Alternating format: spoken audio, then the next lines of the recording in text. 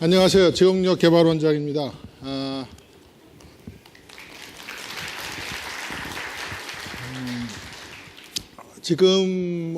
오늘 지금 앞에 네 분이 앉아 계신데요. 사실은 지금 여러분이 프로그램에 보는 거하고는 조금 다른 포맷으로 좀 와 있습니다. 그래서 아마 이 세션에서는 하나의 주제뿐 아니라 두 가지 얘기를 들으실 수 있을 것 같아요. 일단 우선 차가 말씀드리는 게 원래 여기가 스피커가 히로미 사사이 씨하고 주렉 슈베리 씨하고 그 다음에 독일에서 한 분이 오시기로 되어 있는데, 독일에서 오시기로 한 분이 비행기를 타기 전날에 급한 병이 생겨서 못 오시게 되셨습니다. 그래갖고 이제 오늘은 스위스에서 오신 분하고 일본에서 오신 분하고 이렇게 모셨고요. 근데 사실은 제가 잠깐 부연 말씀 설명드리면은 스위스는 독일 시스템하고 거의 비슷하고요. 일본은 우리나라 시스템하고 비슷하기 때문에 이 두 분 말씀을 들으면은 상당 부분 이렇게 비교하면서 좋은 시사점을 얻을 수 있다고 생각하고요. 제가 최근에 스위스에 가서 여기 인스티튜션에서 방문했는데, 스위스 같은 경우는 지금 대학을 가는 경우가 한 50% 정도밖에 되지 않고요. 그 다음에 그렇다고 해서 그 대학을 안 가는 게 아니라 소위 대학 비슷한 디플로마라는 학위를 가지고서 일을 하면서 계속 공부를 해서 제가 만난 분은 40대 중반인데 어떤 여자분인데 그 디플로마 학위가 6개가 있더라고요. 고등학교 졸업해서 일을 시작하고 그럴 정도로 돼 있는, 일본 우리랑 거의 비슷하고요.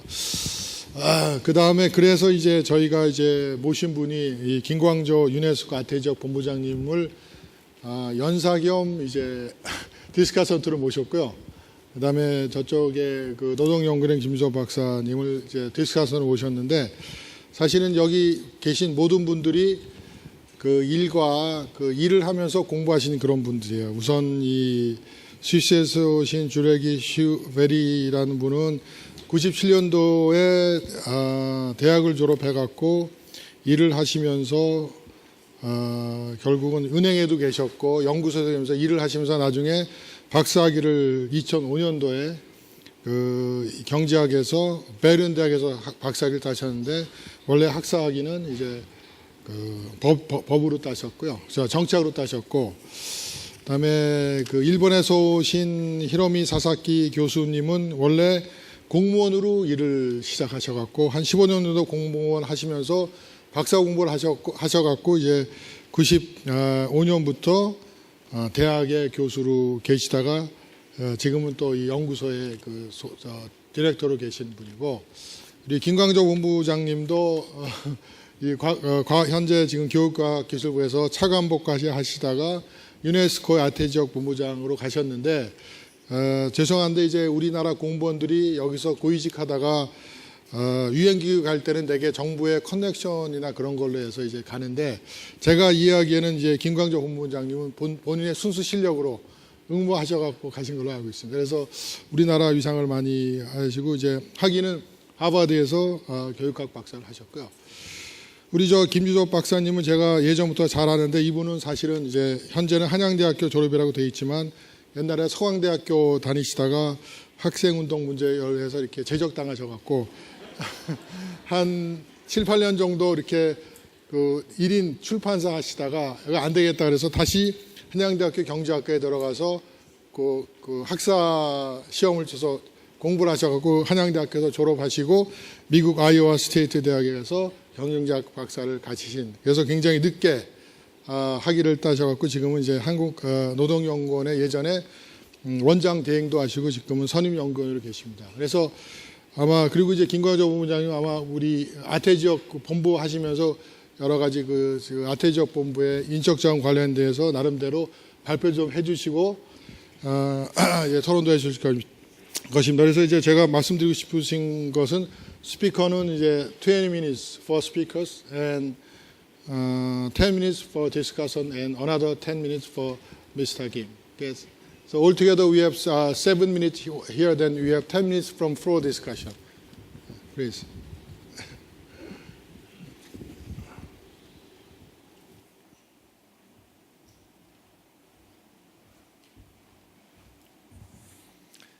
Ladies and gentlemen, thank you very much for having me at this excellent conference.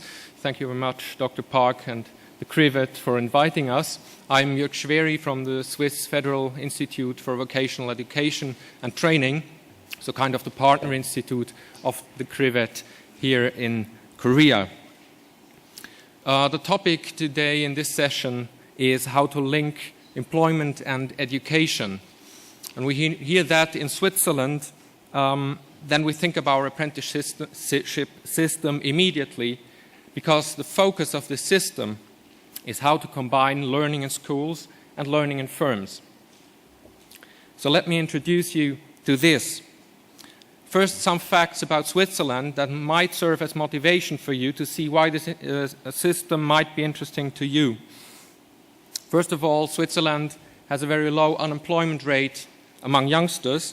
As you see in the OECD, Switzerland has the lowest rate on comparable rates of unemployment in the youth labor force, together with the Netherlands. So obviously Switzerland is preparing its youth quite well for the labor market. A second fact is that Switzerland is a small open economy that is very competitive, as you probably know. I chose this ranking here because we're number one here. So the point really is to say Switzerland is a competitive economy that is innovation driven. Now, for having a competitive economy, you need a very skilled workforce. And the first thing that comes to mind when you talk about a highly skilled workforce is universities. And these are very important, as we've seen in the previous session. But as Dr. Park already said, in Switzerland we have a very small share of people going to the classical university. The classical university makes up for only 20% of a cohort. So how do we train people for this kind of economy? Well, you see here the shares of vocational education on upper secondary education in different countries. And as you see, Switzerland has a very high share. It's 90% of people who have a degree on upper secondary level, and 2/3 of them get their degree from the vocational education and training system. But which is more interesting is the light gray bar that you see here. The light gray bar, I have to read that, is a percentage of students in combined school and work-based vocational and technical programs. So what we call apprenticeships. And as you see, the light gray bar for Switzerland is highest. So almost all of our youth that goes to VET goes to apprenticeship training and learns in schools as well as in firms. The next countries that come close to this are Denmark and Germany. So how comes that Switzerland can be a competitive economy and not have a large share of university students? I guess for you who know another system, and also for Anglo-Saxon countries, this is very intriguing. And that's what I want to show you, how this works. So I want to explain you shortly what is a dual apprenticeship, what is that about, and then some success factors, why we think that it is also a very good way to prepare the youth for the challenges of tomorrow. Here are some facts about what it is. So the age of entry would typically be 16 or 17 after compulsory schooling. And youngsters would then go to the apprenticeship market. So firms, they have the training places, and they advertise them, and youngsters go to the market to advertise or to apply for these places. The state does not intervene there. This is only between the youngsters and the firms. And there's no obligation for firms to do so. They do so voluntarily, and I will show you why. So if there is a match and the firm wants to take on somebody, a candidate, as an apprentice, these apprentices and the firm sign a contract for, depending on the occupation, 2, 3, or 4 years. And then apprentices work in firms for 3 or 4 days a week and attend school for 1 or 2 days a week. Now you can choose between about 250 different occupations in this system. And after succeeding in the final exam, which is national standards, you are a fully skilled worker. You can go to the labor market and you have very good perspectives to find a decent job.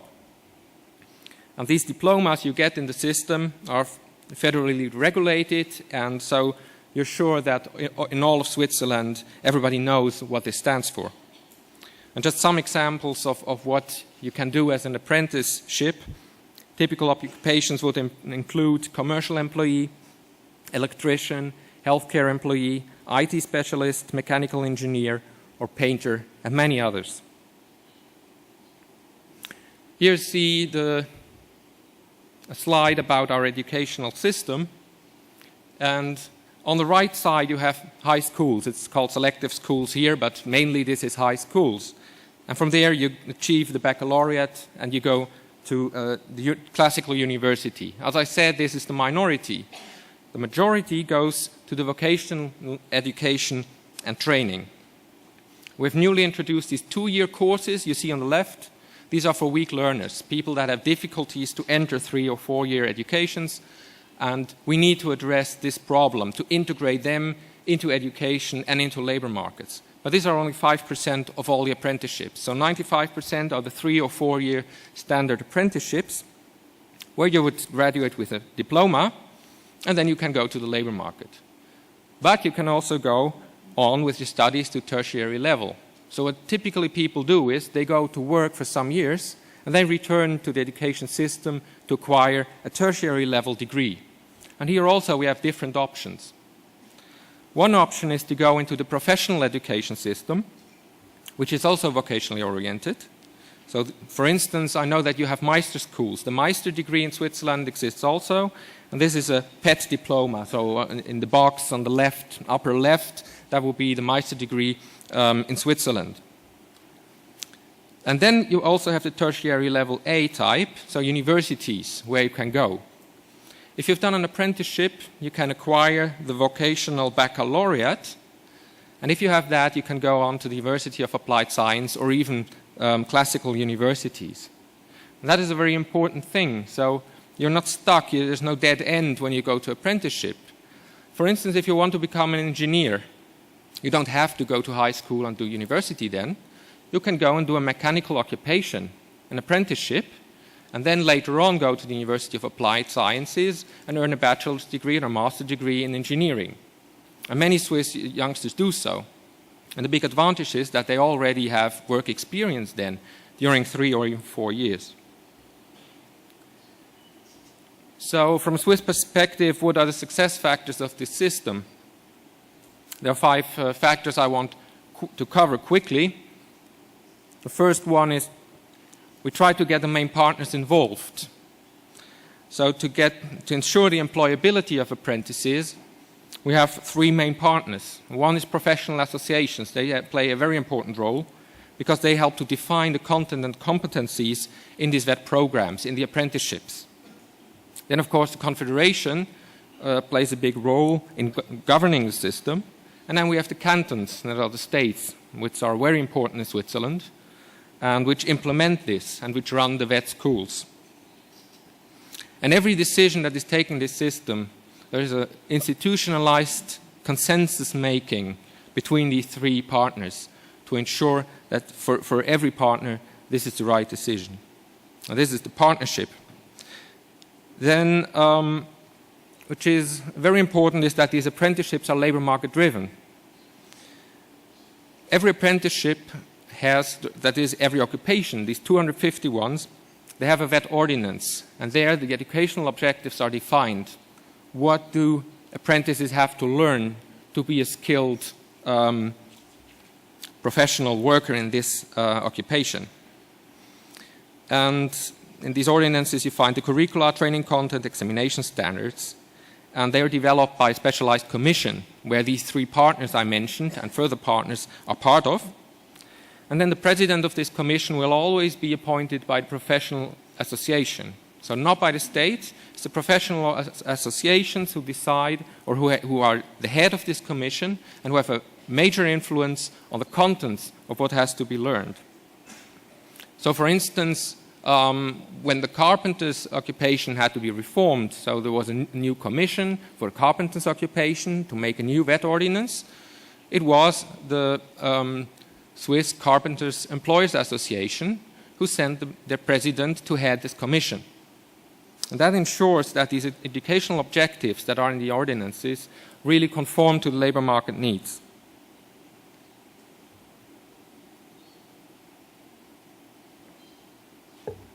Now, I've initially said that this is about combining learning in schools and learning in firms.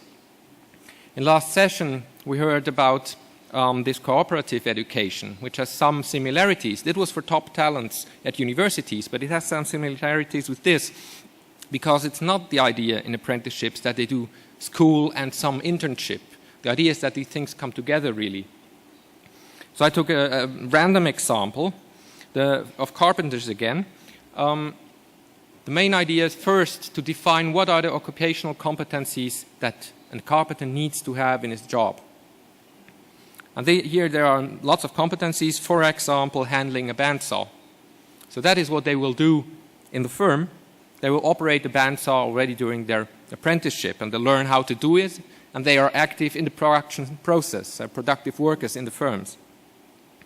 Now in school, they will learn about the theory and about, for instance here, the structure and functioning of bandsaws, and reflect on their experience that they have made in the firms. So this contributes to their knowledge about bandsaws and will improve their practice in firms. And then, of course, you also have the problem that the bandsaw in the firm is used for production, so you cannot play around with it. So we also have industry courses. These are again set up by the professional associations, and they have a training center where they have bandsaws and where trainees or apprentices can work on and, for instance, learn how to mend or repair problems of a bandsaw. So in this way, these three things come together. And in the VET ordinance, you do not only have the occupational competency to be achieved, but also the role that each place has in achieving this goal together. So that you get at the end a consistent curriculum where all these three places are linked with each other. Of course, in school, you do not only have the occupational part, you also have general education, civic education parts that you learn in school. So, why does this system work? I mean, one part of it is permeability. I already said that you don't have dead ends, that you have flexible pathways, that you can go in each direction if you do an apprenticeship, also on tertiary level studies. But what is interesting, why do firms do that? Why should they train people? I mean, at the end they get a national certificate, they can leave, they can go to another firm. So why should they do that? Now it turns out that firms achieve profits in this system. I will show you some numbers about that. And the same holds true for apprentices. They have a good perspective on the labor market and earn good wages. So for them, this is also a profitable system. And finally, the state is also happy with this system because part of the burden of training is in companies and not with the state.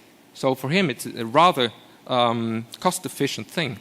So in the end, you have a win-win-win situation for all the three partners involved. Now, the benefits for training firms. This is a survey, a very recent survey, which looked at these costs and benefits of apprenticeships in firms. You see the gross cost here. It's quite considerable. This is training wages for the apprentices. It's wages for the trainers in the firm. So their time of working time that they could use productively and do now invest into teaching and coaching these apprentices. It is material cost, infrastructure cost used for training. Now these gross costs amount to about 25 to 30,000 Swiss francs per year. That's like 30,000 Swiss francs would be 32,000 US dollars, or I think 35 million Korean won per year. So the cost is considerable. But at the same time, apprentices are very productive already. So they put to use in these firms, and if you calculate that, this productive output is worth even more. Now, how did they calculate that? They asked, what do the apprentices do as productive work, and what would it cost to employ other people to do this work, skilled people to do this work?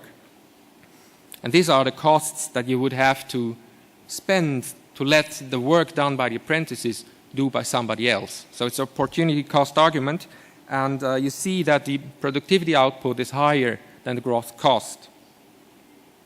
This is for 3-year apprenticeships, and the same holds true for 4-year apprenticeships on average.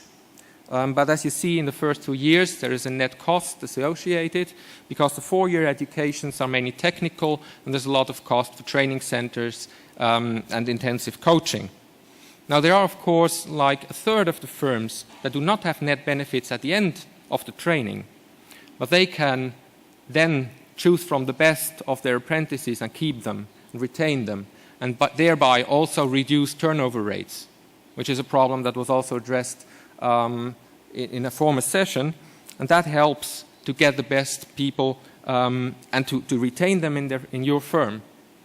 That works very well because the apprentices typically are very proud of the firm they're working in and they have been trained in.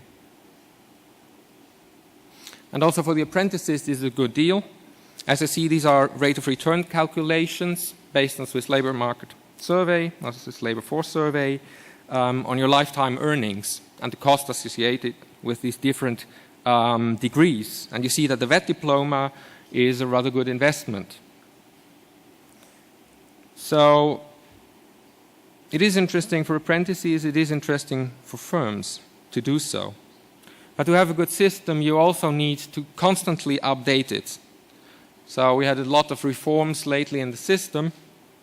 I mean, the Universities of Applied Sciences and the Vocational Baccalaureate, which I spoke of, have been introduced in the 90s to make the system very attractive. We have a new federal law on vocational education with different new aspects. We have the new basic level 2-year apprenticeship to include also the weaker people into education. And finally, we have, during the last 10 years, reformed almost all of these occupations and make them up to date so that they really conform to the labor market challenges now and not some traditional, so that it's not just some traditional occupation where you learn things that you will not really use later on. So let me wrap that up in the main advantages we see from a Swiss perspective for this dual apprenticeship system. It helps us to qualify the skilled workforce that meets the needs of the market, because professional associations themselves have a lot of influence in defining what their future skilled workers have to learn, and because companies are free to train as they need. So apprenticeship places are there where there is work to do.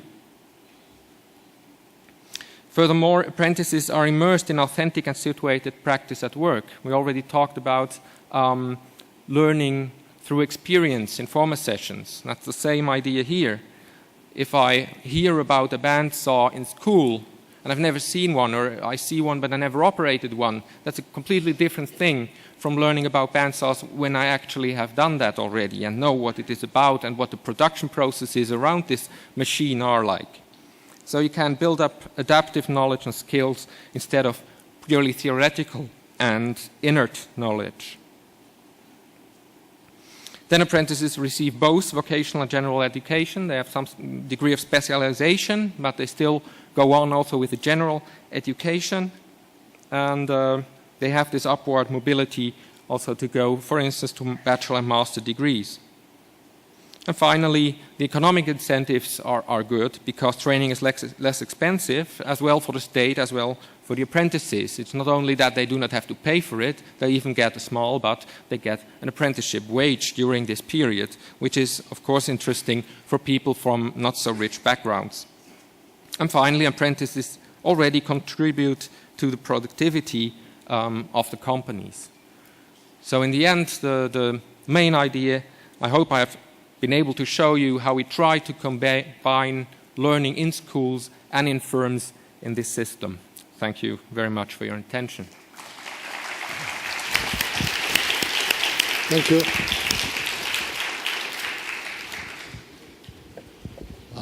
사실은 제가 이 스위스에 3주 전에 갔다 왔는데요.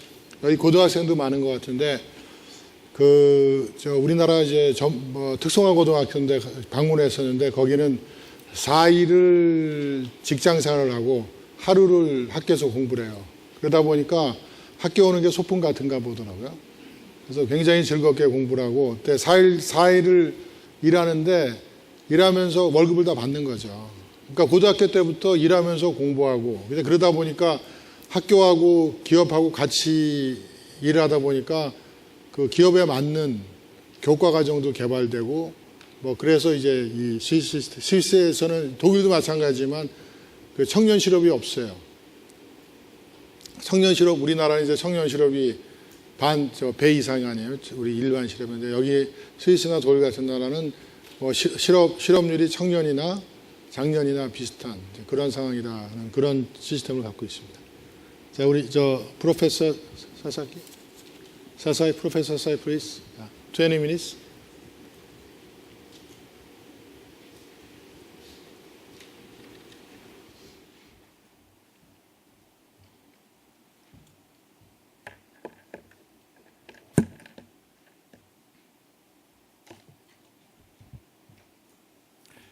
Good afternoon, everybody.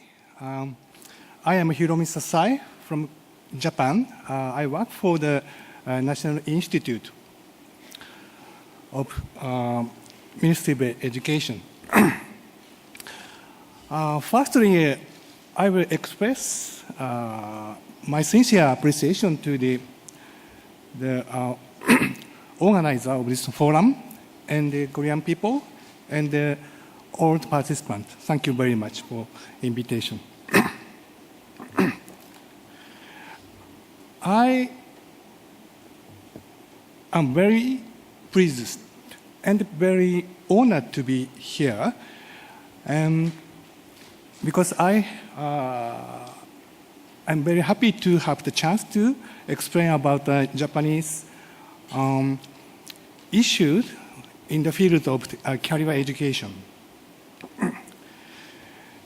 That's why my presentation title is the issues and views for the improvement on career education of Japan.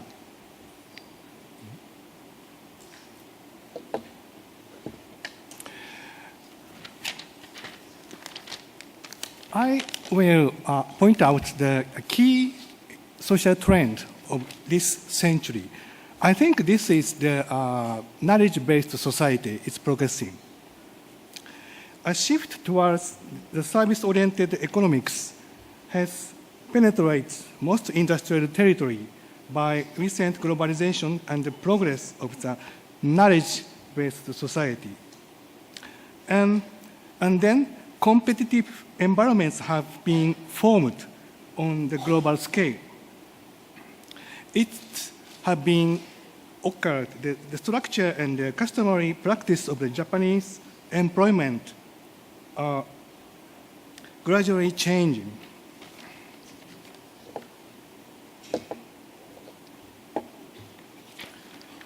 The new educational employment and labor issues appeared. That is the advent, the globalization, and the knowledge-based society, and the subsequent changes to the structure and the customary practice of the Japanese employment have led to the new educational employment and labor issue.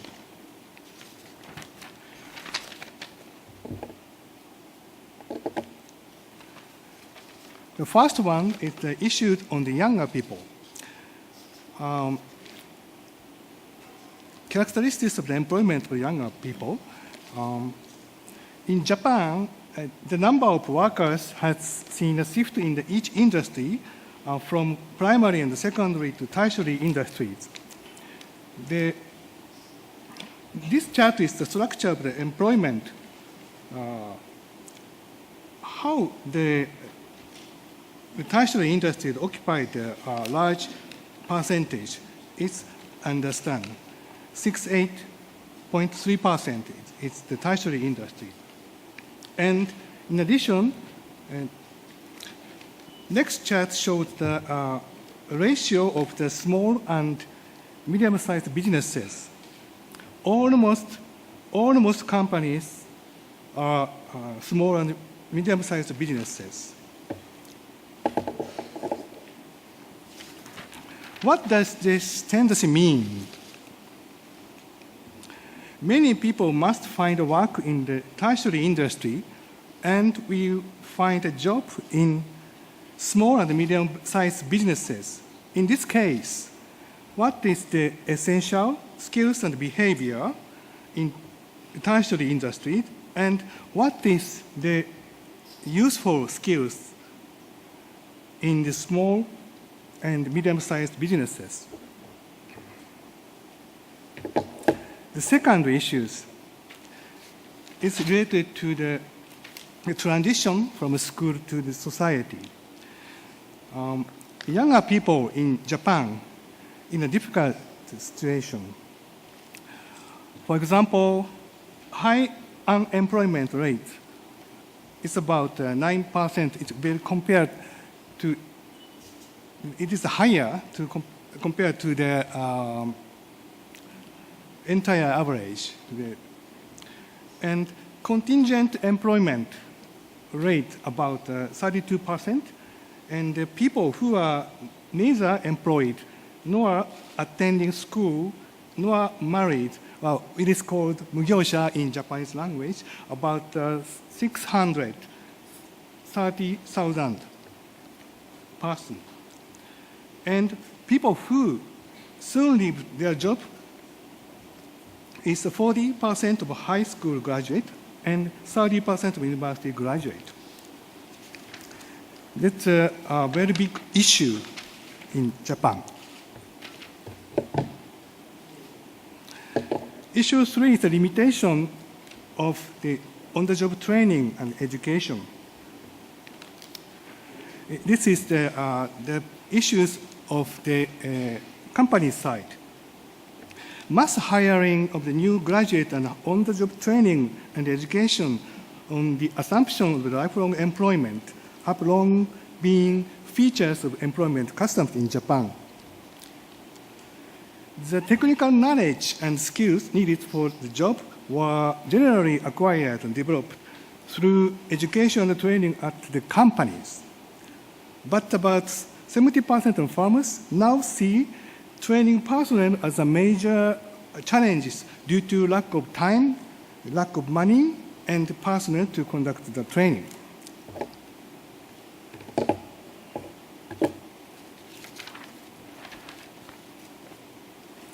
Issues 4, this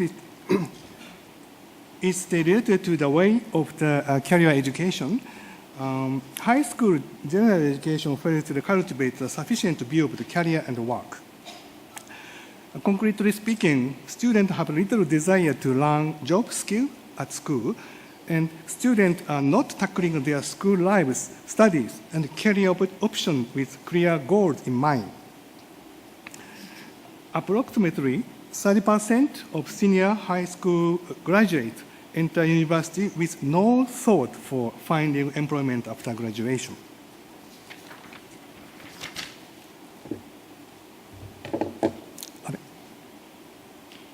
Issues 5. It is related to recurrent education. Recurrent education is the activity of re-educating for the member of the society in higher education institutions. The change away from the conventional method is in-house training and education, as well as the increasingly sophisticated and diversified technical knowledge and skills required for jobs are raising workers' learning needs. Japan had to expand and improve the recurrent education. And the data showed the weak point of the Japanese education at the next following chart.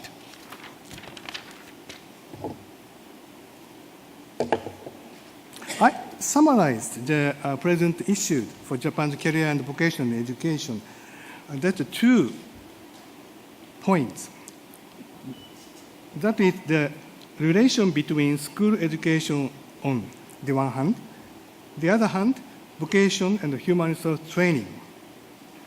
So we should focus on the smooth transition from school to society and jobs, and young people social and vocational autonomy.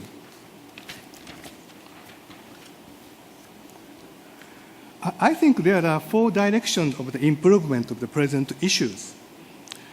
1, 2, 3, 4. The first one is the improvement of career education in school, as I mentioned.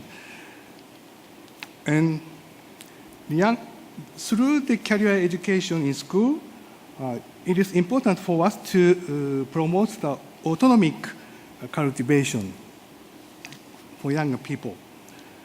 And third, expansion and improvement of the current education is important. And fourth one, the appropriate social evaluation for the skills for career up.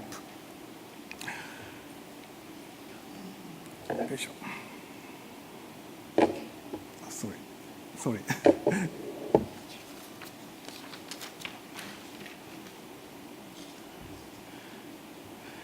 Actually, recently in Japan, there are 2 conceptions on the competencies which build up the basis of the career. The career, spell of the career is mistaken.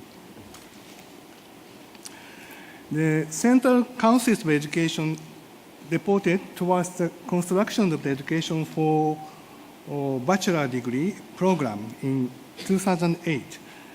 It emphasized the importance of the competency for bachelor to cultivate through each specialism, based on the recognition to be the issue that cultivating the competency for bachelor plays important role in the global knowledge-based society. This is the conception proposed by the Ministry of Education of Japan. I clarify the contents of the competency of the bachelor, this proposal. There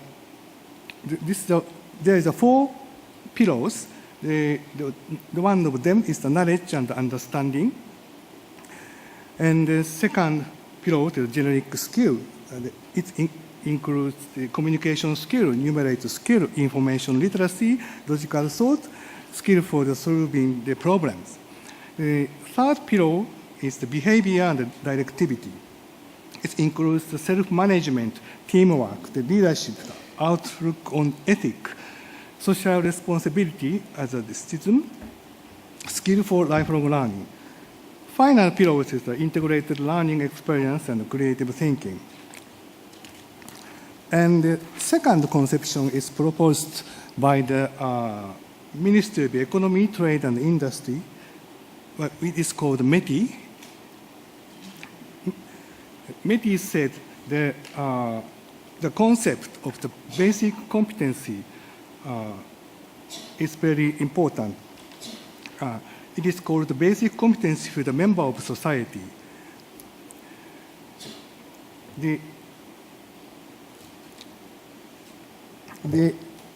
I also clarify the contents of these competencies. Sorry, this is a METI's proposals. Sorry.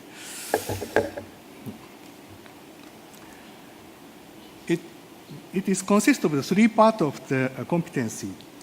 First competency is the competence for action. It means the autonomy, skill to facilitate, skill to execute.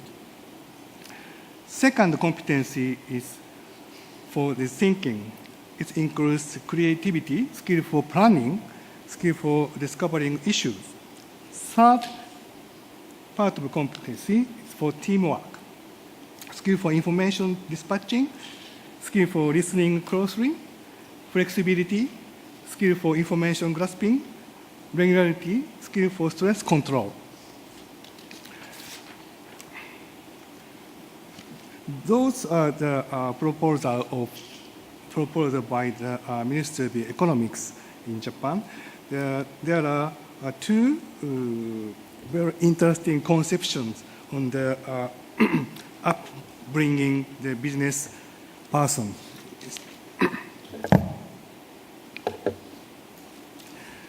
The career education has been done at each high school and each university, etc., to acquire the above-mentioned competencies and skills.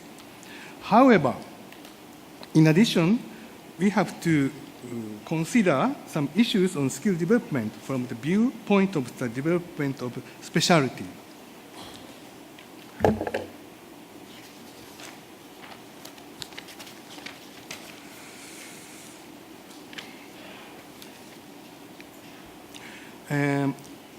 What kind of issues is there? I point out some challenges for developing the specialty.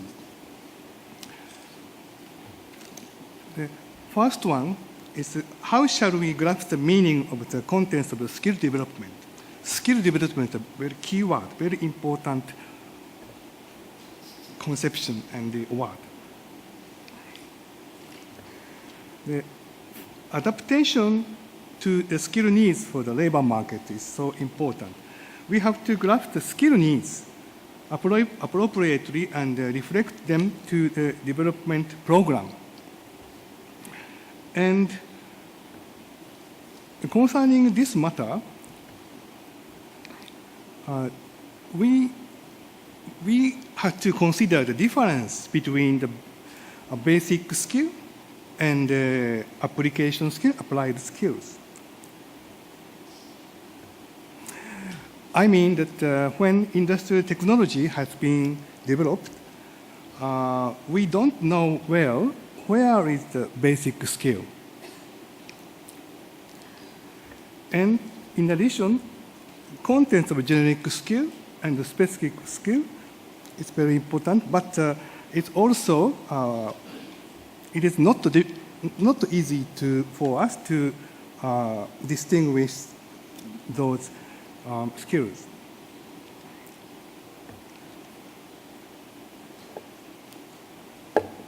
The second challenge is how shall we improve the mismatch of the employment and early quitting a job of young people? So we had to make the effort to clarify the contents of the specialty of the service industries, but I think it is not so easy. In the service industries, there are labor-oriented jobs and knowledge-oriented jobs. What shall we think about these jobs in the viewpoint of the specialty? And maintenance and development of career consciousness is also important. It is getting difficult to make young people to their career consciousness. Challenges for developing the specialty 3. How shall we assess the learning results and make them circulate in the society? In order to realize this, we had to develop the measure and the tool for the assessing the learning result and make linkage to the qualification system. It's a very challenging matter for the Japanese people and the Japanese government.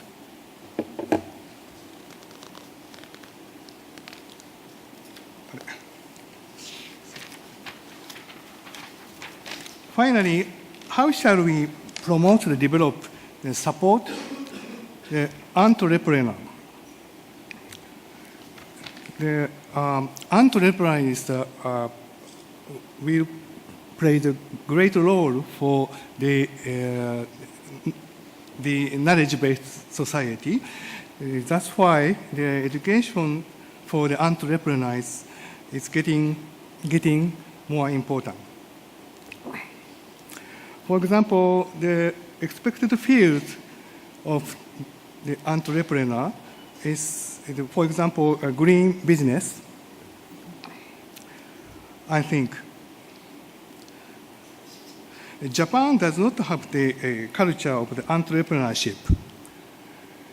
That's why it is necessary to perform the education and the improvement of the incubation for it. Okay. That that is the our challenges. We had to consider and make the effort to the plan the policy to improve or solve these issues. Thank you very much for your attention. Thank you very much.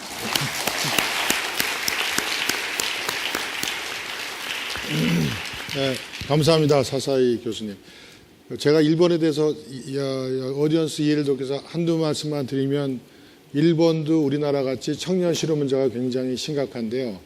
근데 문제는 대부분 청년들이 이제 일자리가 없으니까 우리나라 같이 비정규직 형태로 많이 일자리를 잡는데 일본은 그 잠 매칭에 있어서 학교의 역할이 굉장히 중요해 갖고 고등학교나 대학교에서 직장을 잡을 때 그 선생님들이나 학교가 굉장히 많이 도와주는데 처음 워낙 일자리가 없어서 그냥 내보내다 보니까 일단 학교에서 나간 사람들은 몇 년이 지나도 그 소위 그 연결시켜준 선생님이 없기 때문에 일자리를 못 잡아서 계속 비정규 돌기 때문에 그래서 일본 정부에서는 이제 기업들 보고 3년 이상 직장 못 잡은 사람을 좀 정규직으로 좀 받아주라는 그런 강력한 정책을 펼치고 있다고 그러고요.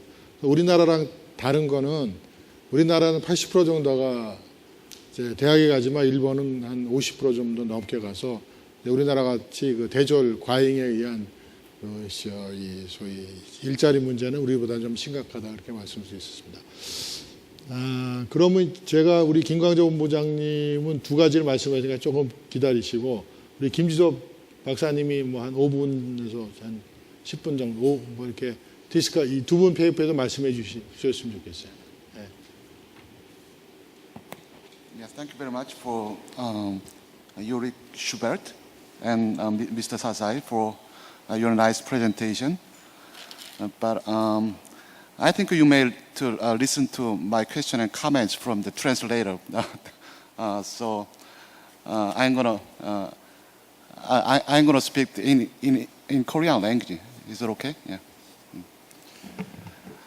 예, 그 일본과 스위스의 그 발표를 들었는데 사실은 그 직업 훈련을 오랫동안 연구한 입장에서 스위스 사례를 접할 기회가 사실 별로 없었어요. 우리나라에 많이 알려지지 않았던 그 훈련 체제였었고 일본의 경우에는 사실은 몇 가지 숫자만 바꾸면 우리와 그 체제나 그 상황이 상당히 그 유사한 점이 그 있다라고 생각이 되는데 그 부분들을 그 사사이 선생께서 그 일본의 상황을 굉장히 잘 정리를 해주셨고요.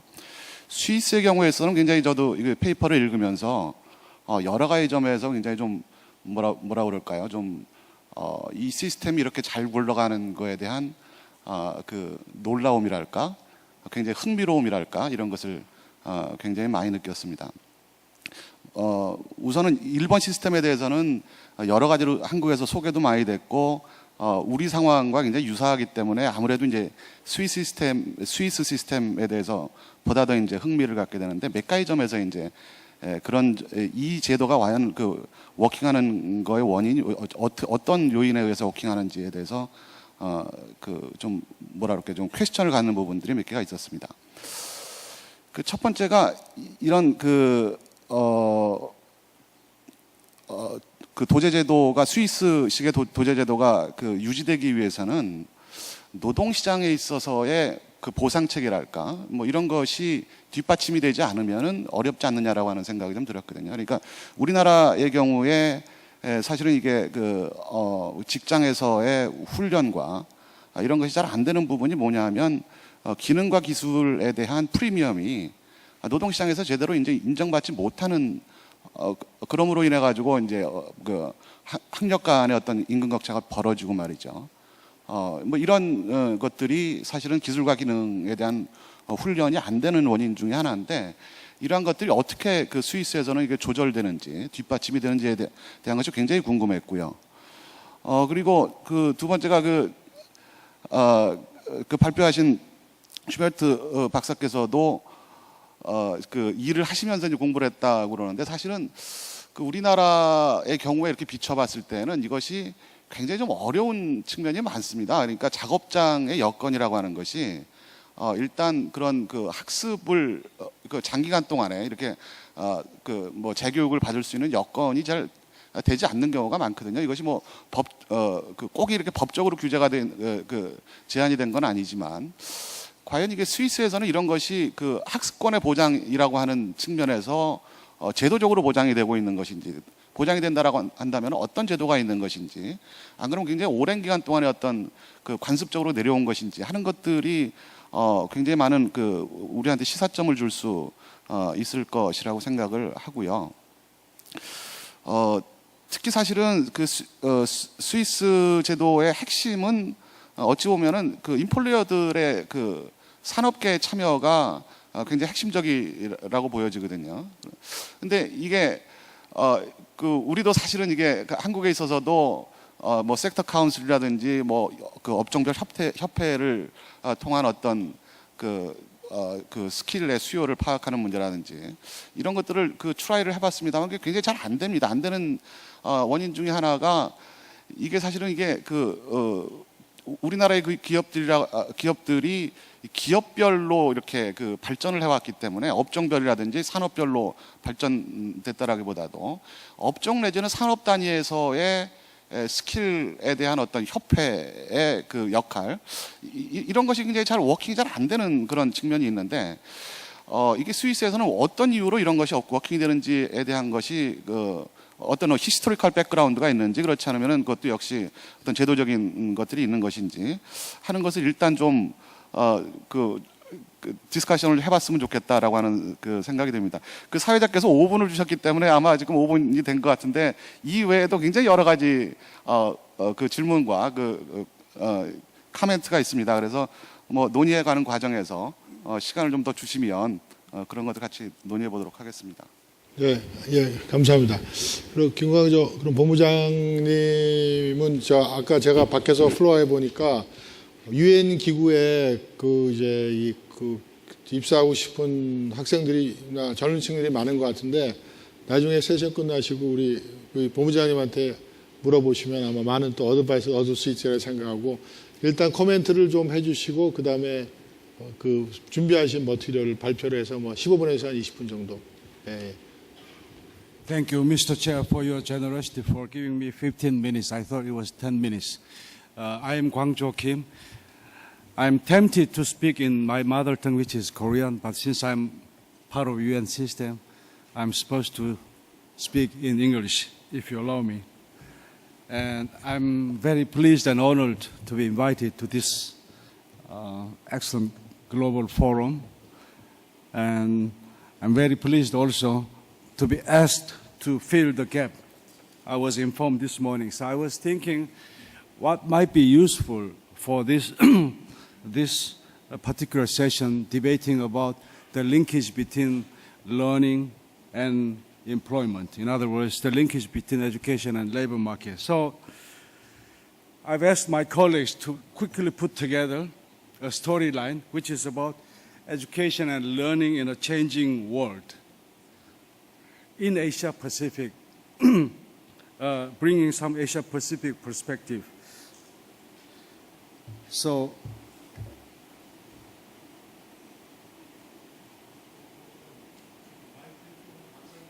해야 될 것 같아요. 아니면 이걸 내리시던가 마이크를. 이걸 이렇게. can anybody help me to? Sorry. 이거.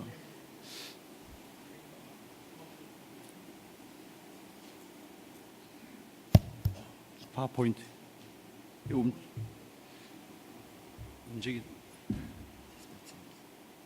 Sorry. Thank you. So this is the storyline that I have. So I'll briefly introduce to you what is happening and what are the major trends that shape education, learning, and training, and then how countries, particularly in Asia Pacific, have responded to these changes and what we do from UNESCO and in Bangkok. By the way, our office in Bangkok is UNESCO's Asia Pacific Regional Bureau for Education, covering 47 member states in Asia Pacific, including Korea, Japan, China, etc. So we have 47 member states in the region. We can talk about many different trends, but I picked up 2-3 key trends which are relevant to the theme. The first is demographic and population change. As you can see, about 2 decades ago in India, the fertility rate was as high as 4. By now, it has reduced to 2.6, something like that. Still, India is, population-wise, India is one of the youngest countries in Asia Pacific. I think the youngest one is either Vietnam or Cambodia, and then India, etc. But as you can see, in many countries in Asia, the fertility rate declined substantially over the last 2 decades or so. So Korea, the fertility rate is the lowest in the region, perhaps one of the lowest countries in the entire world. At the same time, the population is aging. The case of Japan, as we all know, is already a very, very senior society. I don't know what is the correct term to describe that. But this morning, the two presidential candidates for this country were talking about this aging and the gap of all kinds. So in terms of this population change, what education can do, what the labor market can do to address this demographic shift in any country in the region. That's one set of questions that we need to have in mind. Not only that, people are on the move. I think this map is not very well addressed the issue. The thing is, people are moving beyond national boundaries, and also many people are moving within countries. For instance, this rapid industrializing countries like China, India, and Vietnam, many people are moving from rural area to urban area. At the moment, globally, I understand roughly half of the global population are living in so-called urban area. But in Asia and Pacific, many countries, the majority of people are still in the rural area. But the thing is, they are moving into urban area. So again, the question is, how can labor market accommodate the growing number of people from the rural area? How can the education system can train them to be employed in the productive sector? So this is a very important question that we all need to raise. Economic change. Well, what this graph shows is the Asia Pacific as a region, compared to other regions of the world, the economy has been growing relatively faster than any other regions of the world. At time of economic downturn, economic crisis, compared to other regions, particularly North America and Europe, still ASEAN economies are doing better than countries in other regions. And also the youth, I don't have this breakdown from ILO data, but when it comes to youth unemployment, this is a problem or concern in almost any society these days in Asia Pacific and beyond.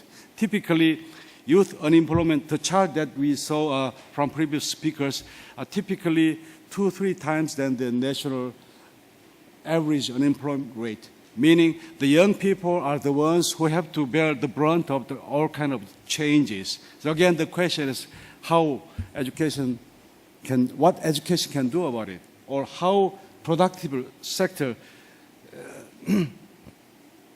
what productive sector can do about it. Should they provide apprenticeship like in Switzerland, in Germany? Perhaps not. That may not be possible for many economies in the region. So that is why we need to think strategically about the linkage. The industrial structure is changing also very rapidly. As you all know, in the advanced or developed economies, more than 2/3 of our gross domestic product, so-called national income, gross national income, is from service so-called service sector or tertiary industry in Mr. Sasai's term.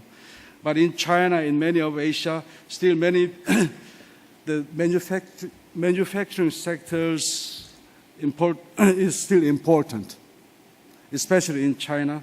But when it comes to employment, in my next slide, the majority of people in Asia, particularly in China, they are still working in the agricultural sector. So if you compare these two slides, one can easily say that many people are working in low-wage, low-skill profession.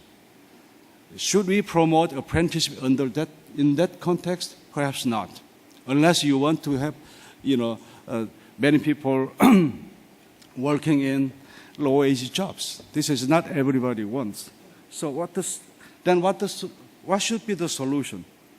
I'm only asking questions, sorry. Another important change, I think Mr. Sasai referred to this already, and also some of you may have seen this particular chart already. I'm using it because one of the authors used to be my academic advisor, Richard Monet.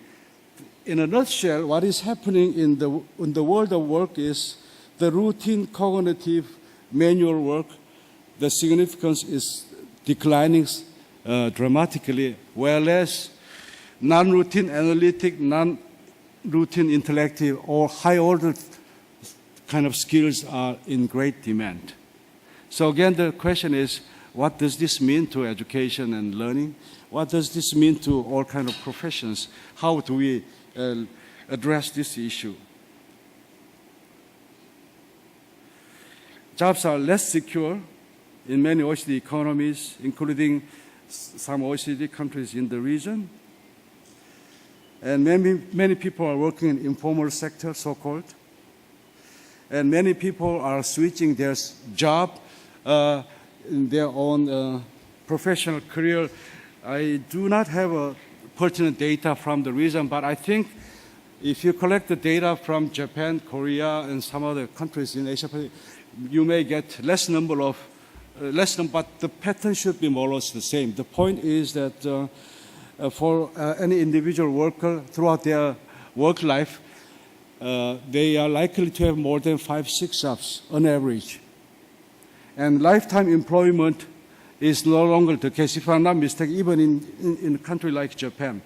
So again, the question is, then what education can do for people who are likely to change their jobs 5 to 10 times before they retire? And what apprenticeship can mean under those circumstances? I have a question for you, actually. Is it okay for me to ask, because I don't have much time? At this point, I'm going to ask Mr. Shweri, and you mentioned about 20% of regular universities. Yeah. The rest are more or less like a TVET institution engaging in apprenticeship. And the exact opposite is the case in case of Korea, where 80% of students are advancing to tertiary education, right? So, and two questions. In your view, in your system, with these kind of changes, you think this apprenticeship or dual system can sustain in the coming years? If so, why? If not, why not? And I wonder if you have any solutions if the answer is no. And then what kind of advice can you give to other countries like Korea, where this is not popular or is not very well practiced? That's the question for you. So policy responses, 3 things. So this gives people to rethink what education should be, how education should be transformed to accommodate or to adapt to these changes. 3 things. Many countries in Asia Pacific started to rethink the definition of skills and competence delivered through formal and non-formal education and learning system. That's one thing. And also how to make sure the quality is there to address the changes in the world of work. And in view of all this, in a nutshell, how best a country can build or society can build a so-called learning society where people can learn regardless of their location, regardless of their gender, regardless of their income, more important, regardless of their age. I'm talking about adult and lifelong learning. I think this should be very pertinent to the case of Japan. And at this point, I'm going to ask Mr. Sasai, and I'm not sure if you mentioned this, but I was wondering, this career policy, whatever, how do you apply this approach, or how can you apply your paradigm to aged population? I'm talking of people of 65 or above. I know that many senior people in Japan are still working, and they enjoy working, but they are somehow reluctant to be trained, if I'm not mistaken. So, to my view, that is a big challenge for a society like Japan. I want to have your views on these questions. Just quickly, I have 2 minutes to go. If Dr. Park, can I spend another 2-3 minutes? Okay. The first set of response has been, as I said, redefining skills and competencies. In UNESCO, about 15 years ago, UNESCO produced a landmark report called the Delors Report, where the experts from around the world identified 4 pillars of educational learning: learning to do, learning to know, learning to be, learning to live together. And this gives us some idea how we frame or how we define the kind of skills in a broader sense. To be more specific, this is something, a sample of approaches in developed community, including OECD. As you can see, OECD's, I understand it came out about 10 years back, and they identified 3 sets of skills which is very, very critical in the so-called global knowledge-based economy. One is being able to function in a heterogeneous group, interacting in social heterogeneous group. This means that one needs to work with people from different backgrounds. One needs to work with people who speak different languages, etc. So how, in other words, teamwork and relating to others, these kind of skills are very, very important, the OECD recognized. And acting autonomously and then using tools intellectually, this addresses the need to be adapted to a situation where we have all kind of technology. In other words, how to utilize technologies and other tools. And this, as a way of operating this definition at the international level, as we all know, we have OECD PISA test, TIMSS, and other international assessment of all kinds to monitor, to assess and monitor any system's performance.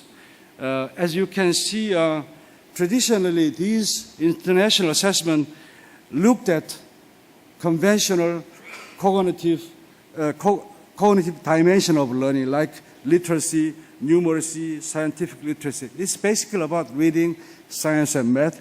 But recently, in recent years, these other tests are looking into so-called high-order thinking skills, like capacity to manage learning, attitude learning, even problem-solving skills, and so forth. The difficulty is this dimension of learning is hard to observe, monitor, and quantify. But nevertheless, experts have been trying to quantify and measure and capture this dimension of learning. I want to let you know. At the national level in Asia Pacific, many countries, including Korea, in recent years have introduced so-called national assessment to see whether quality is being delivered in formal education in particular. But unfortunately, all these assessments about curriculum, national curriculum, and subject matters, to my knowledge, none of these assessments are measuring so-called high-order thinking, yes, and building a system of lifelong learning. I'm going to end my presentation with what we do from UNESCO. Given these changes, given these responses, one thing that I would like to share with you is, under this theme of education and employment is UNESCO Bangkok has recently embarked on a project on education for entrepreneurship. The idea is, since the productive sector hasn't been able to provide enough spaces for growing number of school graduates, since there has been so much debate about the quality education, then what if we ask education sector to prepare youngsters to find their own ways, in other words, to create their own jobs? That was the idea. Forget about apprenticeship, forget about linkage. Why not ask educators to educate the young people to be capable enough of creating their own job? That was the idea. Indeed, we find many good cases from different parts of Asia Pacific. We had this conference in Jakarta last year, which is very well received. And 3 points from the conference. So entrepreneurship spirit encompasses or requires something like flexibility, originality, thinking outside the box, problem solving. All these are the things that are not sufficiently delivered through formal education, as we all know. But entrepreneurship can be nurtured. In other words, someone is not a born entrepreneur. Entrepreneurs can be promoted and can be learned through a systematic approach. That was another important point from the conference. And entrepreneurs are not just limited to commercial business or profit sector, but also it has to be for social entrepreneurship. With this initial, I would say success rather, we hosted another small-scale expert group meeting in Hangzhou, China. As you know, Hangzhou is very dynamic and prosperous part of China. I think Dr. Park, you were there with us in June. Yeah. And another point, important points from this expert group meeting is access and exposure to entrepreneurship within education at all levels are critical in the development of entrepreneurship skills. Because we inspired from previous discussion that entrepreneurship can be trained or can be delivered. So then the next question is all the schools and the training providers should accommodate some features of entrepreneurship. And for this, multi-stakeholder support needed for development of diverse delivery of effective entrepreneurship education programs. And lastly, collaborative actions are suggested, like establishing online knowledge base for the countries, for practitioners to learn from each other from different parts of Asia Pacific. So we were so inspired from these two events. So next meeting is going to be in Hangzhou, China again, early next year. We haven't decided on the dates yet. And the government of Malaysia volunteered to host yet another meeting after China. And then Hong Kong will be still another country to host. In case of Korea, I'm sure that Dr. Park would like to host another meeting, perhaps after Hong Kong. So for those of you who are interested in this particular topic, in the context of education and employment, please join us in terms of sharing your ideas, practices. With that, I will end my presentation. Again, thank you very much for having me in seminar. Thank you. 오케이. 네, 감사합니다. 이제 다 토론이 끝났고요. 제가 한 가지 부탁드리고 싶은 건 그 여러분 앞에 그 설문지가 하나 있는데 한 장짜리 이게 뭐냐면은 차기 정부에서 인재 정책에서 중요하고 시공이 무엇인가 혹시 아마 필이라도 하는데 뭐 한 30초밖에 안 걸릴 테니까요. 떠나시기 전에 해주셨으면 좋겠고요. 혹시 저 플로어에서 질문하실 분 있어요?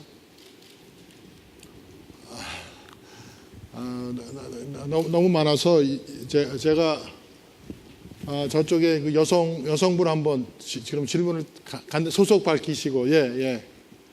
두 분만 받으려는데 일단 한 분 소속 밝히시고 딱 아주 짤막하게요. 예. 네, 안녕하세요. 차세대 영재기업인 교육원 2기 김지효입니다. 네, 저는 발명과 지식재산권에 대해서 특성화된 고등학교를 재학 중인데요. 저희 학교는 기업과 연계되어서 학생들이 팀을 이루고 기업이 주는 과제를 해결해서 그 과제를 해결하는 학생들 중에 우수하게 해결한 학생을 기업의 정규직으로 채용해주는 그런 프로그램을 진행을 하고 있어요. 근데 국내에는 이런 프로그램을 하는 곳이 저희 학교만 있다고 알고 있는데 혹시 외국에는 이런 학교가 있는지 이런 프로그램을 하는지도 궁금하고요. 앞에 뭐 이런 교육에 대해서 말씀 많이 해주셨는데 만약에 이렇게 해서 채용이 됐는데 고등학생이 채용이 됐는데 이거에 대해서 사람들이 시선이 매우 안 좋더라고요. 그렇기 때문에 사람들이 그 고등학생들이 대학을 그냥 목표가 없고 그렇더라도 무조건적으로 대학을 진학을 하는 것 같고요. 일단 뭐 사람들이 뭐 고등학생들이 취업하는 거 이런 거에 대해서 뭐 장려하긴 하는데 그 전에 먼저 사람들의 시선을 좀 더 개선시킬 수 있는 이런 방법이 뭐가 있을지 궁금합니다.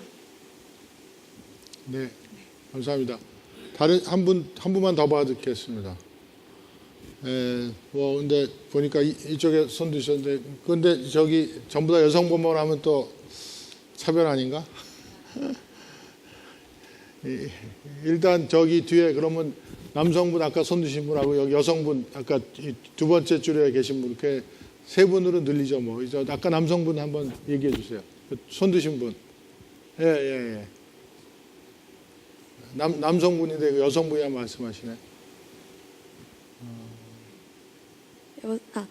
네, 안녕하세요. 저는 대구 가톨릭대학교 3학년 학부생인데요.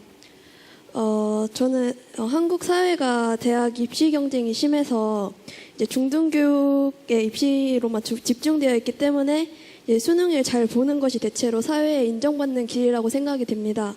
그래서 스위스처럼 대학 교육이 필요 없이 가질 수 있는 직업이 있는데 우리나라는 무조건 대학을 가는 것이 마치 유행처럼 퍼져 있는데요.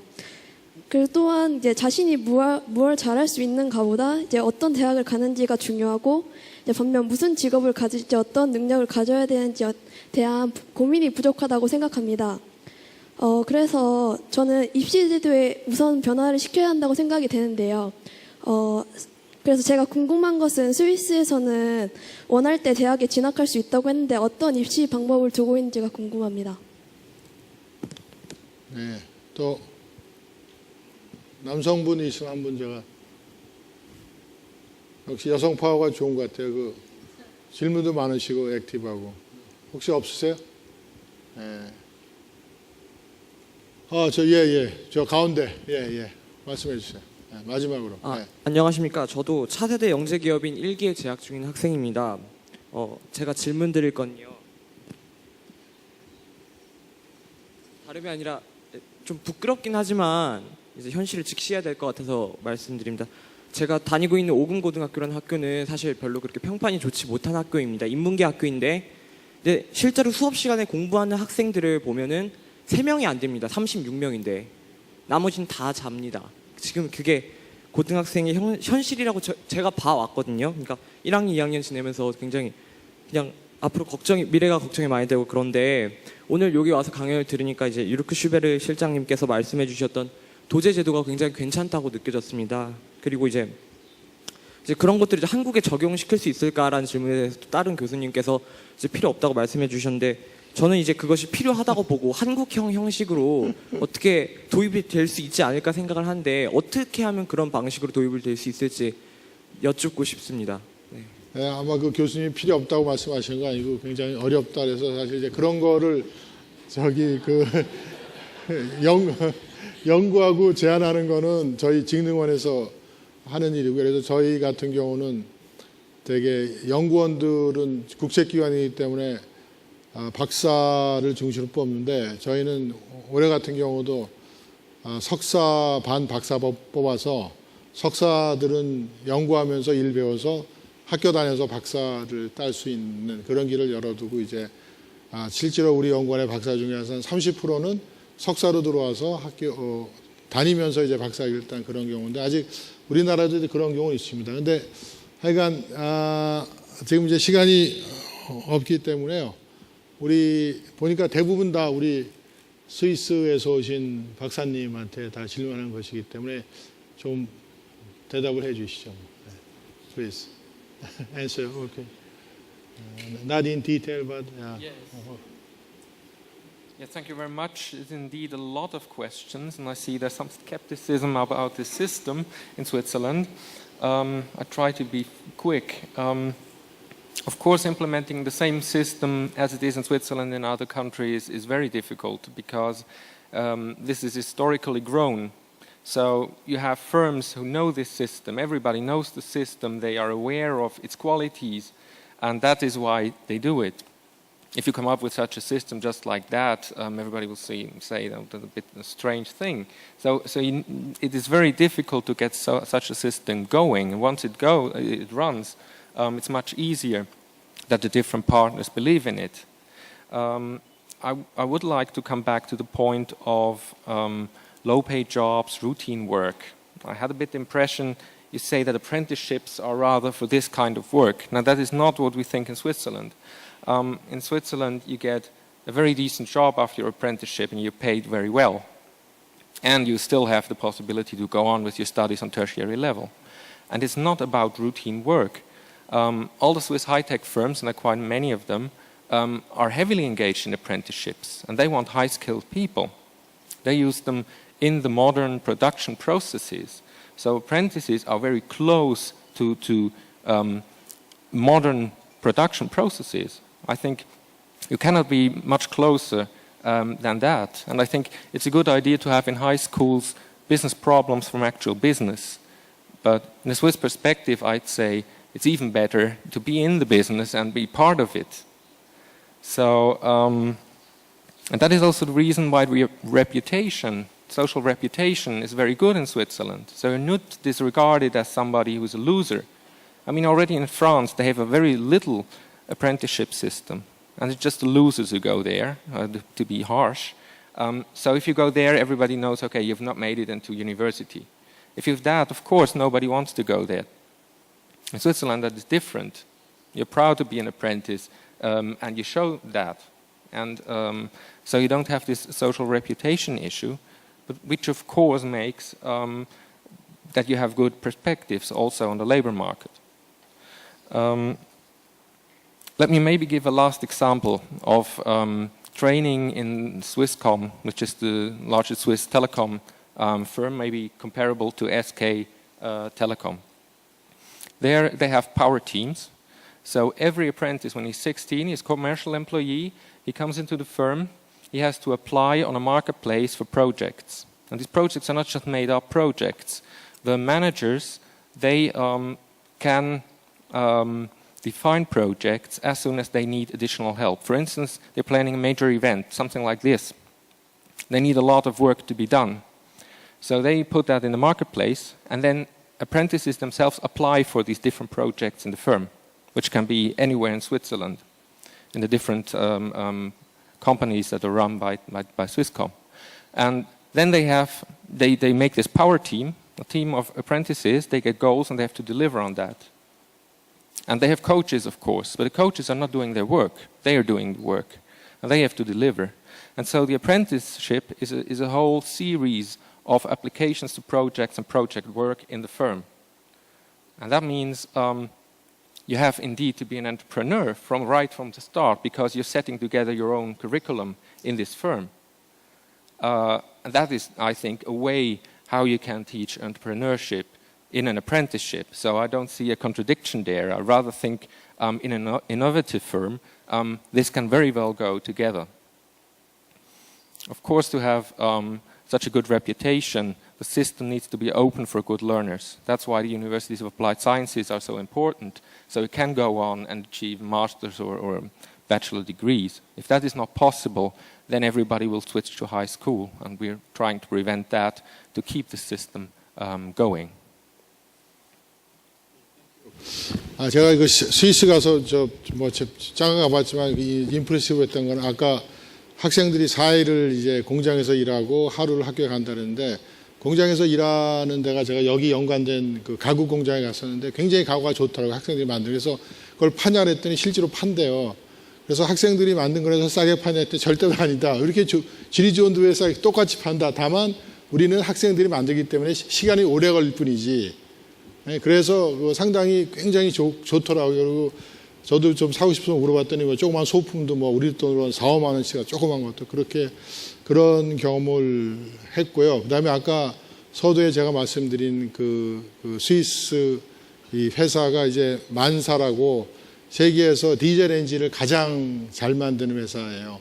그래서 150년 된 기업인데 전 세계 회사가 있고 뭐 직원도 몇천 명 되는 회사인데 거기에 인사 담당 총 책임자가 이제 40대 초반에 굉장히 미모의 여성이던데 제가 한 시간 근데 그분이 자기는 고졸 그러니까 우리나라 상업계 고등학교 나와서 그 이제 비서 비슷한 역할을 하다가 자기가 인터내셔널 트레이드에 관심이 있어갖고 인터내셔널 트레이드 분야로 옮겨갔는데 어떻게 옮겨갔냐면 위켄드에 2년 동안 공부를 해갖고 학위를 따고 그래갖고 이제 인터내셔널 트레이드 쪽으로 가서 한 10년 정도 일하다가 또 휴먼 리소스가 관심이 있어갖고 휴먼 리소스 쪽에 디플로마를 따고 그래서 이제 거기 총괄 책임자가 된 그 여자인데 그래서 자기가 이제 디플로마라는 게 우리나라의 대학하고 이제 전문대 중간에 학인데 자기 6개를 갖고 있다는 거예요. 그러니까 12년을 학교를 다닌 거죠. 그러면서 자기네 본사에 유니버시티나 디플로마 학위를 가진 사람이 70% 정도 되는데 그중에서 90%가 자기 같은 케이스다. 직접 대학을 간 게 아니라 그 일을 하다가 이렇게 갔다 뭐 그런 얘기를 하는 거 보고 이게 뭐 우리도 이제 그런 시스템으로 좀 가야 되는 거 하는 그런 생각을 가졌습니다. 그냥 네 분 감사드리고요. 제가 이제 이 오가나이저의 한 기관으로서 내일 사실 오늘도 굉장히 훌륭한 분들이 많이 오시고 뭐 박근혜 후보라든가 문재인 후보는 대리로 참석했지만 안철수 후보도 왔는데 내일은 프로그램이 굉장히 좋은 더 젊은 분들한테 흥미있는 게 예를 들면은 싸이가 나온 버클리 음대 학장도 와서 말씀하시고 또 거기 사회는 동행을 부른 가수 최성신 씨인데요. 이분은 어떻게 모시다 보니까 저희 연구원의 영문 브로셔가 Can I my English brochure? No, this one. 이게 우리 영문 브로셔 여기 보면 with you라고 써 있어요. 이게 동행 아닙니까? 당신과 같이 가겠다. 그래서 이분이 유명한 그 가수인데 동행을 부른 가수분인데 내일 오시고 또 그다음에 보니까 관광 산업에 대해서도 해서 유명한 불란서의 아마 요리학교 교장 선생님도 오시고 그다음에 파슨스의 학사님도 오시고 세계적으로 유명한 그래서 아마 내일도 그다음에 뭐 대안학교 문제라든가 아니면 그 교육기부 문제 이런 것들이 굉장히 많이 이루어지기 때문에 내일도 오늘같이 이렇게 많은 분이 오셨으면 좋겠습니다. 이게 감사합니다. 네, 감사합니다. 수고해주신 박영봉 원장님과 소중한 강연을 해주신 연사분들께 다시 한번 감사 말씀드리겠습니다. Thank you very much. 네, 여러분 이것으로 글로벌 인재 포럼 2012 오늘의 모든 순서를 마치도록 하겠습니다. 네, 올해로 7회째를 맞은 글로벌 인재 포럼 이제 인재 양성 분야의 아주 대표적인 국제 포럼으로 자리매김하고 있는데요. 그 명성답게 오늘 정말 많은 분들 각층에서 많은 분들이 와주셨습니다. 원장님께서 말씀하신 대로 내일은 다양한 주제의 분과 세션으로 포럼이 진행될 예정입니다. 프로그램 북 다시 한번 참고하시고요. 내일 역시 꼭 참석하시어 미래 글로벌 인재 양성에 대한 유익한 지식과 정보들을 함께 공유하시길 바랍니다. 네, 작성하신 설문지와 사용하신 통역기는 그대로 자리에 두고 가시면 되겠습니다. 끝까지 함께해 주신 여러분 감사합니다. 고맙습니다.